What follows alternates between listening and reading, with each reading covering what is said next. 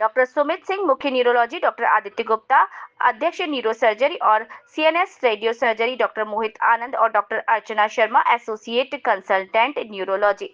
गुरुग्राम से Artemis hospital से सतीश कौशिक की खास रिपोर्ट। पेशेंट्स की मदद में उनको अवेयरनेस क्रिएट करने में मिला हुआ है और फिर कुछ लिंक्स है ये पेशेंट्स की जर्नीज के बारे में, जो सिम्टम्स वो फेस करते हैं, जो वो डेली चैलेंजेस फेस करते हैं। इन सिम्टम्स को वो इधर से भी लॉग इन कर सकते हैं या फिर ये पूरा पेज है अबाउट पार्किंसंस के बारे में कि ये बीमारी कैसे होती है, क्यों होती है, किन किन लोगों में होती है, किस एज ग्रुप में होती है, इसके क्या कॉमन सिम्टम्स हैं, इसमें क्या मोटर सिम्टम्स हैं, क्या नॉन मोटर सिम्टम्स हैं, इसका मेडिकली किस तरह इलाज किया जा सकता है और ये बहुत लंबा इलाज है, इसमें कैसे बीमारी बढ़ती है और इसमें क्या सर्जिकल ट्रीटमेंट ऑफर किए जा सकते हैं। जो हमारे सेंटर की स्पेशलाइजेशन है, जो डीप ब्रेन स्टिमुलेशन करके एक सर्जरी है जो बहुत कम सेंटर्स में इंडिया में उपलब्ध है, उसके बारे में इस साइट पर पूरी इन्फॉर्मेशन दी गई है कि पेशेंट कैसे इसके लिए प्रिपेयर करे, वो क्या क्या एक्सपेक्ट करे, क्या क्या स्टेजेस हैं सर्जरी की और आगे जाके उसकी प्रोग्रामिंग कैसे रिस्पॉन्ड करती है और किस हिसाब से उसकी बीमारी को कंट्रोल किया जाए।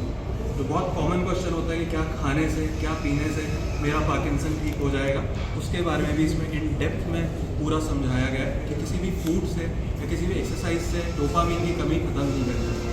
फूड और एक्सरसाइज आपको पार्किंसन को काबू में रखने में ज़रूर कंट्रोल करेगी बट उसको ख़त्म नहीं कर पाएगी। एंड जो केयर गिवर्स हैं, जो अटेंडेंट्स हैं, जो बहुत परेशान हो जाते हैं कि हमारा मरीज़ ठीक क्यों नहीं हो रहा, हमारा मरीज़ ख़राब क्यों होता जा रहा है और उनको बर्नआउट की तरफ ले जाता है क्योंकि उनको कंटिन्यूस केयर करनी होती है ऐसे मरीजों की, उनके लिए भी एक बहुत अच्छी इन्फॉर्मेशन दी गई है इस वेबसाइट। इस वेबसाइट पे हमारे कुछ पेशेंट्स की स्टोरीज, उनके टेस्टिमोनियल्स, उनकी जर्नी थ्रू पार्किंसंस वो भी शेयर करे गए हैं। एंड इसमें सबसे बड़ी चीज़ जो हम इसमें शुरू करना चाह रहे हैं वो है पार्किंसंस फोरम। ये एक तरह का फेसबुक पेज टाइप का होगा पार्किंसंस के मरीजों में, जिसमें वो एक अपना लॉगिन आईडी बना पाएंगे और बाकी मरीजों से मिलके बात कर पाएंगे, अपने सिम्टम्स, अपनी तकलीफ़ों के बारे में बात कर पाएंगे, उनसे वो कैसे डील करते हैं वो बात कर पाएंगे और हमसे भी बात कर पाएंगे कि उनको क्या दिक्कत आ रही है, उसका कैसा कोर्स रहेगा, उसका क्या मैनेजमेंट किया जा सकता है। ये सारी इन्फॉर्मेशन यहाँ पे आएगी और ये इंटरैक्टिव फोरम बनेगा। ये ऐसा अपनी इस तरह का एक पहला फोरम है इंडिया में, ऐसा कोई और वेबसाइट और कोई साइट एग्जिस्ट नहीं करता है जहाँ पे पूरी पार्किंसन कम्युनिटी हो, वो मिलजुल के आपस में बात कर सकें, आपस में इंटरेक्ट कर सकें। और इसके अलावा यहाँ पे हमारी कॉन्टैक्ट इन्फॉर्मेशन भी है, हमारे अपने ईमेल आईडीज़ हैं, फ़ोन नंबर्स हैं। किसी भी मरीज़ को कोई पर्सनलाइज केयर की किसी भी जानकारी की दिक्कत हो तो इस पर हमें वो कॉन्टैक्ट कर सकते हैं। विदाउट ऑपरेशन के इसका कोई इलाज है?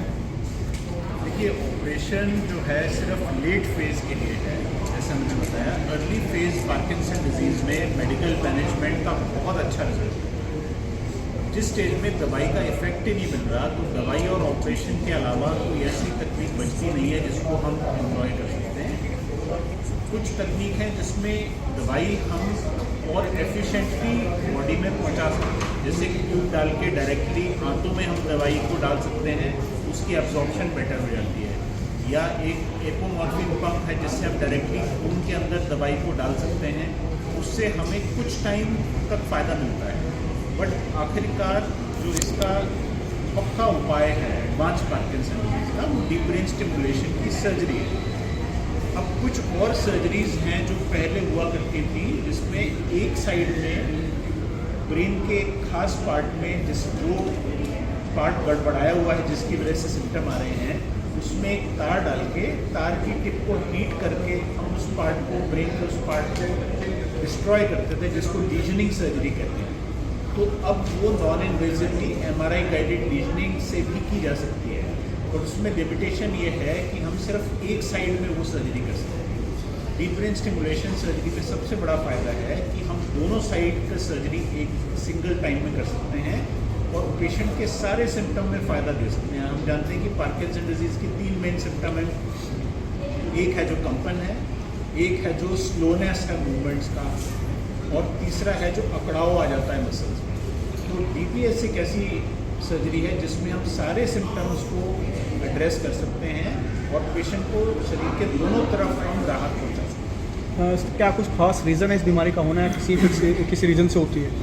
हैं। तो देखिए, जैसा अभी डॉक्टर सुमित ने बताया, ब्रेन में एक हिस्सा होता है जिसको सबस्टेंशिया नाइग्रा कहते हैं। वहाँ पे कुछ कोशिकाएँ, कुछ न्यूरॉन्स होते हैं जो डोपामिन सेक्रीट करते हैं। तो पार्किंसन डिजीज़ के पेशेंट में वो एरिया सूख जाता है, वहाँ से डोपामिन सेक्रीट नहीं होती, इसीलिए हमें बाहर से डोपामिन की टैबलेट पेशेंट्स को खिलानी है।